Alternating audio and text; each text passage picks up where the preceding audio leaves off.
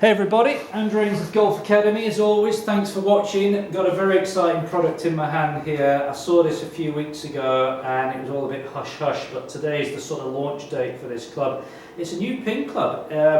As we know in the ping range at the moment, we've got the G iron, we've got the I iron, and now we have this, which is called the I blade. So this is my second look at the I blade, but certainly the first time that I've been able to hit this club. So what's the story behind the I blade? So this is where it gets a little bit interesting. Ping will say that this is certainly for better players. That's what they're aiming it at. The S55 club, which has been on the market for a few years now, has been used by a lot of their top players. So this is definitely going to go into the hands of most of their tour players, your Bubba Watsons, your Louis Easterhausens, Westwards, all those sort of guys, maybe Cabrera. Does Cabrera play ping? I don't think he does. Jimenez is who I meant to say. So this is going to be aimed very much at the maybe lower handicap player. Now I'm always mindful when I say that there are guys and girls out there who maybe don't play low single figures who are very good ball strikers. So I certainly wouldn't pigeonhole this club to say if you're not single figures you can't play it, because that's not true. So let's not go down that route. So let's tell you a little bit about it. This is off the Ping website, so you guys and girls can get out there and read it yourself. But in a nutshell, basically what they've created is their softest, purest feel they've ever achieved in an iron. Workability and control to shape shots on command. Through extensive research and observation of leading tour pros, Ping engineers designed the clean, compact I blade to surpass the expectations of skilled golfers. And so on. So it's all out there if you want to read it. I'm not going to bang on about it. And we have quite a bit of tungsten positioned in the toe of the club, which we can't see, but it's in here. Apparently, I think 23 grams of tungsten has gone into the toe of the club here.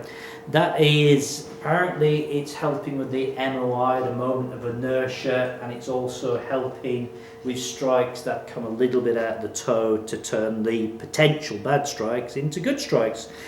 Shafts fitted as standard is the dynamic gold shaft. This is for the UK market. I'm not sure about the US market and other markets worldwide, but in the UK market, dynamic gold is fitted as standard. But there's also the NS Pro Modus 3 shaft, which I'm a big fan of, and there's a couple of other options available custom fit. So as always, go and get yourself fitted, because without it you're completing a complete punt. Colour code's interesting. This is a blue dot, and you might not quite pick it up on the lighting in here, but they've sort of infilled the 7 here, and around the edge of the 7 is blue. So rather than having a dot on here, we just have the number which indicates the lie. I've had a couple of hits with this. Scary enough, I got a couple out of the centre. Loft's interesting. We know that the loft on the G iron, sorry guys and girls, I'm just going over to get the data off the Ping website. So loft on the Ping I blade is 34 degrees, so very honest lofts, sort of tying in with lofts of Mizuno MP irons. So I was hitting this earlier at length 37.5, fairly standard. Won't go into banks, angles and all the rest of it. They do a 3 iron, 20 degrees. And the pitching wedge is 46 degrees, so all fairly standard loft there for sort of players' clubs. Hit a couple of shots on GC2 earlier, got my normal sort of customary little draw. And these were, you know, from cold. I haven't hit an awful lot of shots. I got an 85.5, 87, so I was averaging 86 miles an hour. And they felt great, by the way. As I set this down and looked at it, I love blades, and it's very compact. You know, the head design is very compact. There's minimal offset on here. When you buy them, it comes with a ferrule on. This is the fitting club, so obviously it doesn't have the ferrule, so that will clean the look up. Nice thin top edge. I just love the shape of the blade. I mean, I'd put this in my bag tomorrow and quite happily use it.